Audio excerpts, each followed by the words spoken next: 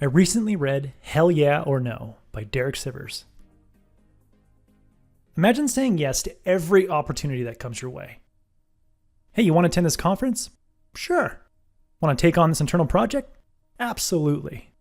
Want to start a podcast? Let's do it. Hey, I'm volunteering this Saturday. You want to join me? Yeah. All these yeses lead to meeting lots of new people, doing lots of new things, and finding out what type of work you like doing. But eventually you'll reach a point when you feel overcommitted and scattered. Soon all the opportunities you said yes to will feel like obligations, and you wake up wondering, why did I say yes to this? If you get to this point, it's time to implement a hell yeah or no policy. As author Derek Sivers says, if you feel anything less than wow, that would be amazing, absolutely hell yeah, then say no. When you adopt a hell yeah or no approach to life, you create space in life to focus on what really matters and spend time doing things that are really worth doing. Here are 3 questions to help you determine what's worth saying hell yeah to. First, what do you hate not doing? Sivers says, when we wonder what's worth doing, we ask ourselves, what do I really love? Or what makes me happy? That question never really goes well, does it? Maybe it's because there's a long list of things that make us happy, and we need to narrow it down further. So try this question instead. What do you hate not doing? When we don't sleep for days, we realize how badly we need sleep. Think of activities like sleep that you crave if you go too long without them. When I have a few hectic days of meetings, I crave quiet, creative alone time. I miss being able to close the door, open a book, take notes, and explore different ways of explaining the core message of a book on this channel. Here are some ways to remember what you hate not doing. First, imagine being held captive and forced to dig ditches like a prisoner of war. What do you most miss being able to do? Second, imagine you wake up to learn that you've just been fired from your job or you've lost your business. What part of your old job will you miss the most? Whatever it is, that's your hell yeah work task. Start training others to complete all your other responsibilities so you can focus on your hell yeah responsibilities. Lastly, imagine waking up tomorrow and everyone you know is mysteriously gone. They've turned to dust like in the Avengers movie. Who do you miss the most? When you have an opportunity to spend time with them, say hell yeah. The second question to determine what's worth doing is what scares you most? Sivers says, sometimes people ask me if there's one motto or rule of thumb I use most often. This is it. Whatever scares you, go do it. Fear is just a form of excitement, and you know you should do what excites you. Legendary psychologist Abraham Maslow once said, life is an ongoing process of choosing between safety, out of fear and need for defense, and risk, for sake of progress and growth. Make the growth choice 12 times a day.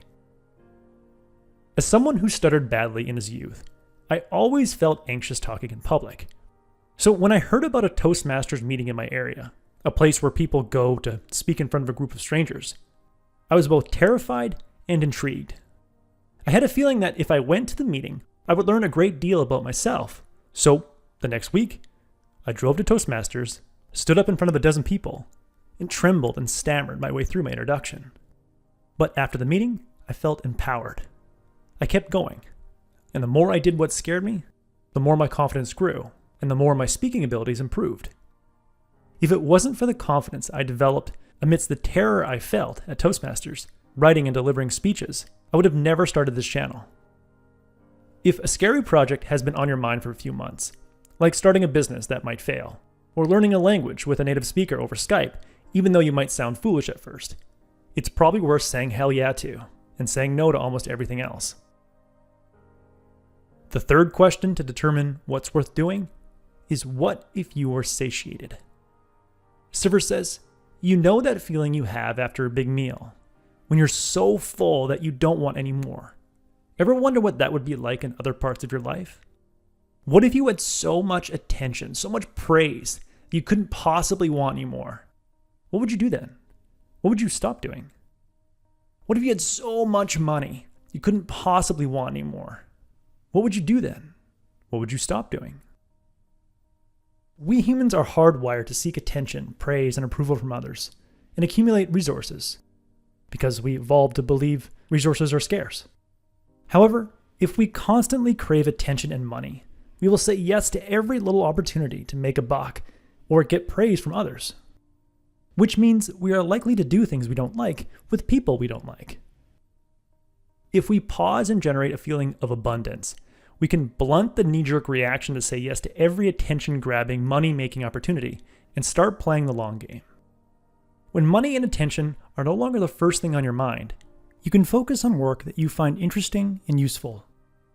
When a project is both interesting and useful, you work harder at it. You wake up early and stay up late to work on it. You persist, despite not seeing immediate payoffs. But this type of sustained effort often leads to a breakthrough. So paradoxically, by not worrying about money or attention, you are more likely to build something remarkable that makes money and garners attention. Now, after you ask yourself the 3 questions, you might have more than one activity you can't imagine not doing, more than one scary but intriguing project, or more than one project you go all in on if you felt you had enough money and attention. When faced with many hell yeahs, it's important to not be a donkey. Sivers says, "You may have heard the story of Burden's donkey, standing halfway between a pile of hay and a bucket of water.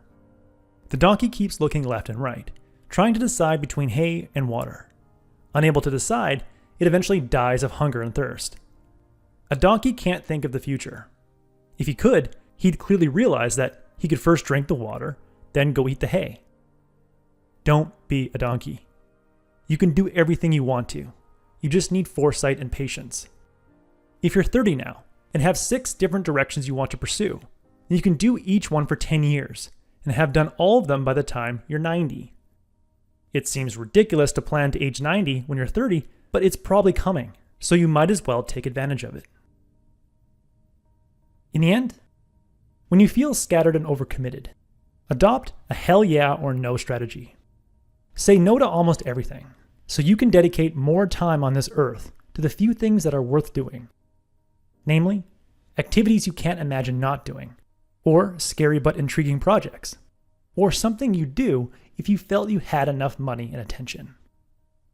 Derek says, "Refuse almost everything, do almost nothing, but the things you do them all the way."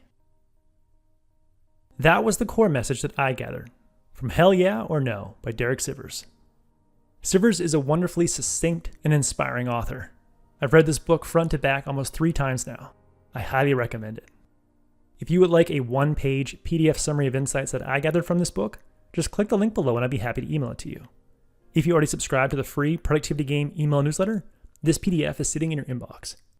If you like this video, please share it. And as always, thanks for watching and have yourself a productive week.